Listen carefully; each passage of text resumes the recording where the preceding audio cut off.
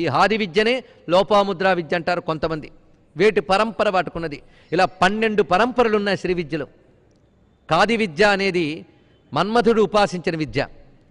ఇక విష్ణువు ఉపాసించింది, కుబేరుడు ఉపాసించినది, మనువు ఉపాసించింది, ఇంద్రుడు ఉపాసించినది, సుబ్రహ్మణ్య స్వామి ఉపాసించినది, శివుడు ఉపాసించినది, ఇంద్రుడు ఉపాసించినది. ఇలా అనేక రకములైన శ్రీ విద్యా సంప్రదాయాలు ఉన్నాయి. వాటన్నిటికీ నమస్కారం. సంప్రదాయాలు ఎన్నైనా అమ్మ మాత్రం ఒక్కరే. వారి వారి యోగ్యతలను అనుసరించి సంప్రదాయ పరంపరల్లో సాధన చేసుకోవాల్సిందే. అయితే ఇందులో ఏ సంప్రదాయం గొప్పది ఆ ప్రశ్న మాత్రం అనకూడదు. సంప్రదాయములన్నీ గొప్పవే. ఎవరు ఏ సంప్రదాయంలో ఉన్నారో ఆ సంప్రదాయాన్ని పాటించడమే ఉత్తమం. మిగిలిన సంప్రదాయాలను గౌరవించడం మరీ ఉత్తమం. ఇక్కడ లోపాముద్రాదేవి పేరు ఒక సంప్రదాయం ఉన్నది. ఆవిడ సంప్రదాయంలో అసలు ముద్రాదుల అవసరం లేని విద్య అని కొంతమంది వ్యాఖ్యానిస్తారు. అందుకే లోపాముద్ర అనే మాటకు కూడా ఈ విశేషం ఉన్నది.